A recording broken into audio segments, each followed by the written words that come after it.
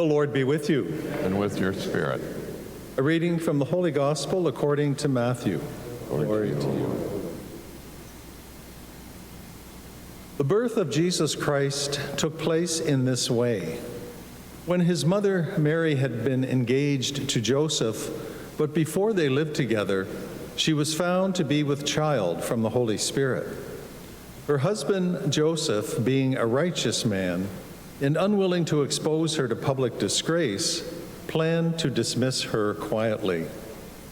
But just when he had resolved to do this, an angel of the Lord appeared to him in a dream and said, "Joseph, son of David, do not be afraid to take Mary as your wife, for the child conceived in her is from the Holy Spirit. She will bear a son, and you are to name him Jesus, for he will save his people from their sins." All this took place to fulfill what had been spoken by the Lord through the prophet. "Look, the virgin shall conceive and bear a son, and they shall name him Emmanuel," which means God is with us. When Joseph awoke from sleep, he did as the angel of the Lord commanded him. He took her as his wife. The Gospel of the Lord. Good morning, everyone. As we begin the fourth week of Advent, our entry point into the Nativity story is not Mary or Elizabeth or John the Baptist, but rather it is Joseph, a mere carpenter whose life is about to be turned upside down. Our first reading from Isaiah speaks of King Ahaz, the king of Judah, whose life is also going to be turned upside down.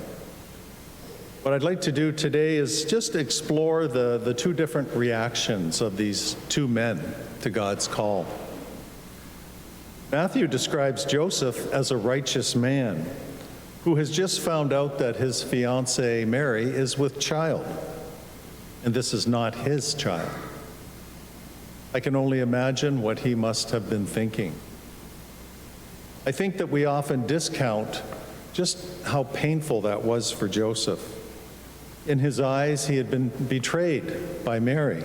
The woman that he loved suddenly was not the person that he thought she was. But then he had a dream, and things began to change. He was asked to trust and embrace this new reality, to upend his familiar life as a quiet carpenter, and to take on the challenges of this new life with an unknown future. And he does just that. He and his family are now basing everything on trust.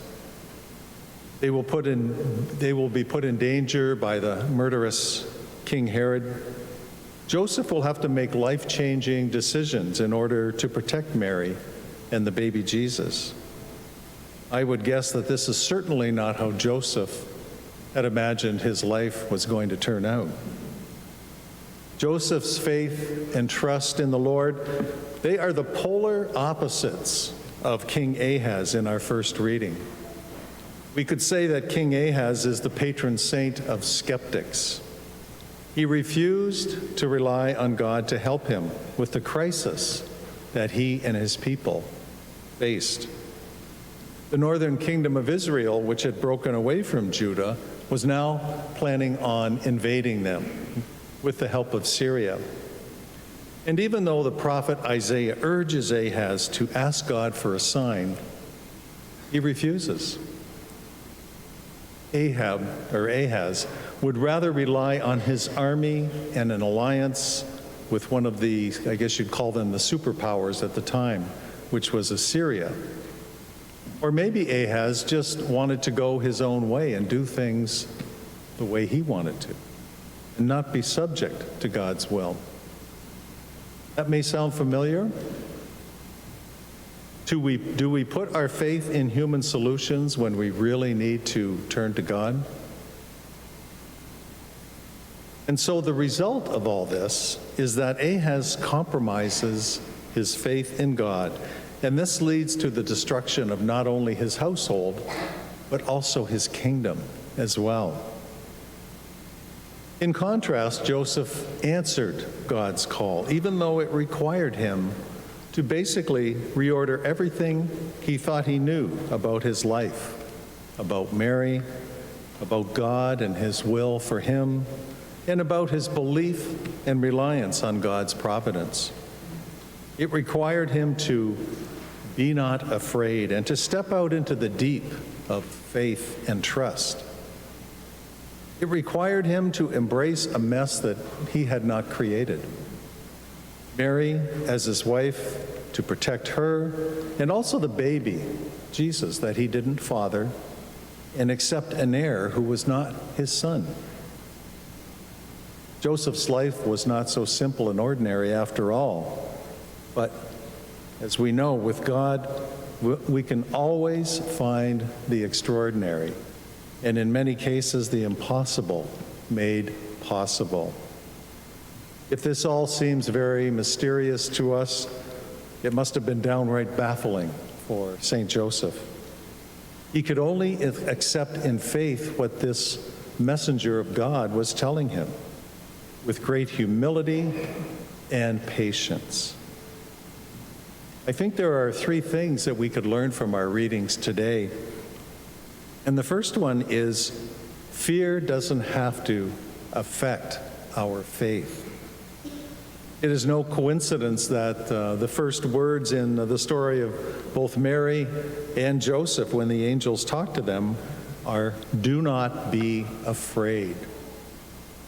Mary and Joseph were afraid with good reason. Their lives were turned totally upside down.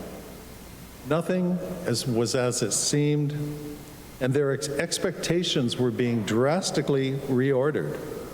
And I think many of us can relate to that in our lives, and how frightening it is when that happens. The key for Mary and Joseph was to be faithful, in spite of their fear and their apprehension. This is not easy to do, as I'm sure you know. But God does great things through us when we can take that leap of faith. The second thing we can learn today is follow God's plan, not our own plan. The temptation when faced with the unknown is to go with the familiar, some course of action that is tangible, something that we think will yield the desired results. And that's exactly what Ahaz did.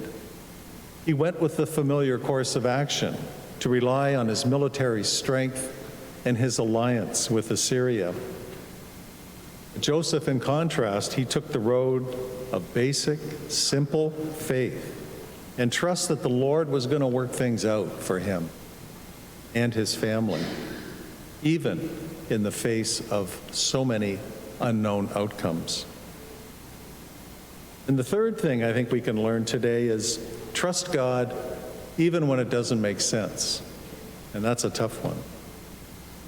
When we recall King Ahaz from our first reading, we see that he wasn't even willing to ask God for a sign of his power and his protection for his kingdom.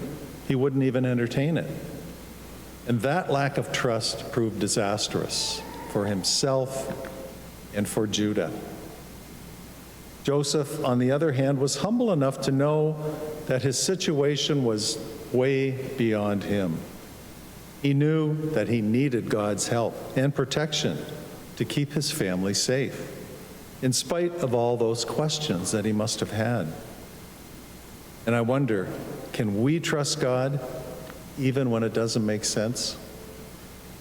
If we can learn to trust as Joseph did, God will use us in incredible ways, but we have to be willing to trust, to abandon those safe plans that we've made for ourselves, and possibly embrace some sometimes risky plans that God instead has for us. Sometimes we have to trust Him even when it doesn't make sense. I think that we can say that Joseph gave his best yes to God's plan for humanity. Excuse me. And what will our best yes look like this Christmas season? How will we step out in faith and in trust, and to let ourselves in humility be led by God's Spirit? So let us make this Advent and Christmas season the start of a new way of life. And let us not be overwhelmed by those words, but rather accept God's invitation, one little yes at a time. May we learn to take that leap of faith that will bring us to a place of peace and joy that we just cannot imagine.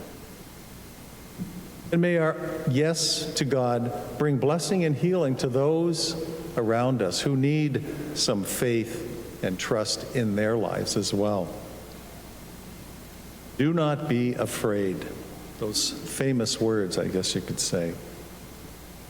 We all need to hear those words from time to time. Do not be afraid when your world is turned upside down, when your health is failing, when you are burdened by grief at the death of a loved one. Do not be afraid when your cherished beliefs are challenged by God's unalterable truth. Do not be afraid when God asks you to love unconditionally, even though you've been hurt before.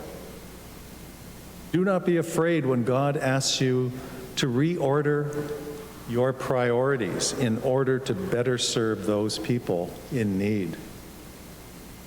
And as I was saying before, do not be afraid of the impossible, for with God, all things are possible. Do not be afraid, because that is precisely where we find our strength. It is in the messiness of our lives and the anxiety of the unknown. That is where Jesus is found. That is where he is born to us, Emmanuel, God with us.